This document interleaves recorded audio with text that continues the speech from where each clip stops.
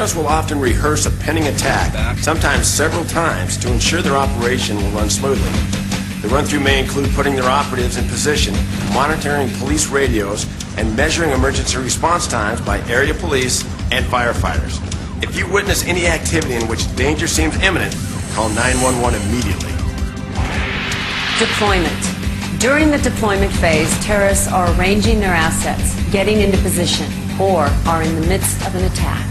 If you witness someone engaging in these activities, you should report it immediately and call 911. It's important for all of us to realize when a terrorist incident occurs, it affects everyone. You can make a difference in helping stop an attack by being able to recognize the 8 signs of terrorism and alert the authorities. If you or a family member sees any sort of suspicious activity, you shouldn't attempt to stop a suspect. Rather, report it immediately by calling 911 or the kayak. The success of securing our community's safety depends upon our shared commitment. It's a beautiful day here in Colorado, and there can be many more days like this with the help of people like you. Why, John Elway? Why, with that $1 million smile and $1 billion arm, did you do this to America? I understand that you're under the same mind control that millions of others in this country and around the world are under, but please wake up. I'm begging you. All right. Got about 5 minutes left in this segment. It's time to hit up some of the news. For those that do not know, we are bombing the moon tomorrow. That's correct. We are bombing the moon tomorrow. We're sending 2 missiles into the moon. This is on NASA to try to discover water underground. And we'll see if Buzz Aldrin comes up. Buzz Aldrin basically has said that there's water on the moon, and they're about to make that announcement. They're sending up these probes. They're saying it's bombing the moon so that they can find water. NASA, very reputable organization. I don't know if we could ever question them.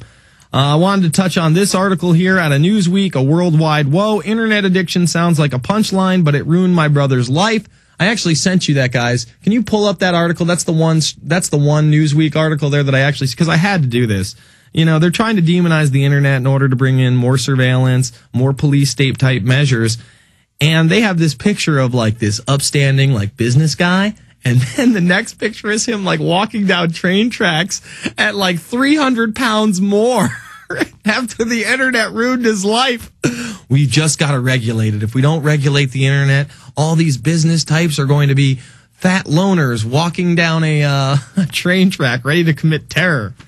Airline asks passengers to use toilets before boarding so they will weigh less and help cut carbon emissions. They want to regulate what you eat, what you wear, how many cars you drive, what kind of house you live in, all under this illusion that we are ruining the earth due to carbon emissions. We're causing climate change. No, climate change is real because the earth has changed climate throughout its history, before man, during man, before the Industrial Revolution, and during the Industrial Revolution. And remember, it was chlorofluorocarbons and the ozone layer in the 80s, and in the 70s, there was a global cooling trend, and another ice age is about to occur. And now it's please poop before you get on the plane because we want you lighter and we want to cut those carbon emissions.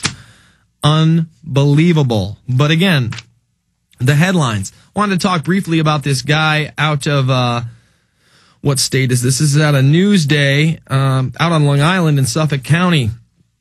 Shouts insults fly at Representative Israel's healthcare town hall meeting. Steve Israel gamely tried to explain the proposed healthcare reform Monday night, but was often shouted down during his town hall style meeting. And this guy who did this, this Anthony Tolda, he really gave it to him. He's a financial consultant who lives in Huntington and knows what's going on. He actually contacted me via Facebook. Maybe we'll have him on next week. And hopefully, I'm not sure, but next week we also may have the filmmaker of the new film Outrage, which outs a lot of these supposed Republican, Christian conservative political pundits and newsmen as homosexuals, basically the ultimate hypocrites. One of them being Shepard Smith, by the way. And this guy did another excellent film called This Film Has Not Yet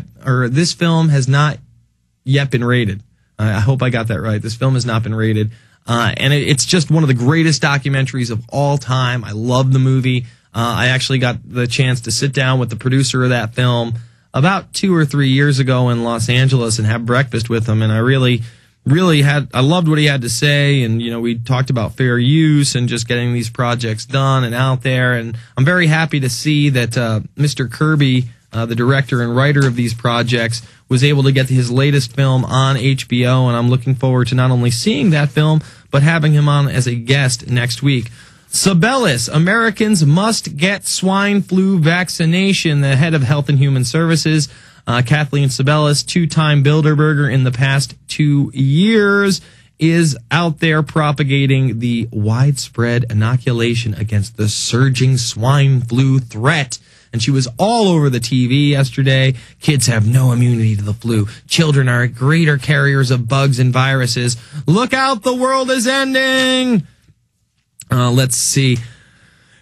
Conservatives to close down worst-performing schools. This is in the Telegraph. The worst-performing schools are just going to get cut out of the picture to put them in more slave-like government institution. Here's the headline out of The Guardian. Will California become America's first failed state? Los Angeles, 2009. California may be the 8th largest economy in the world.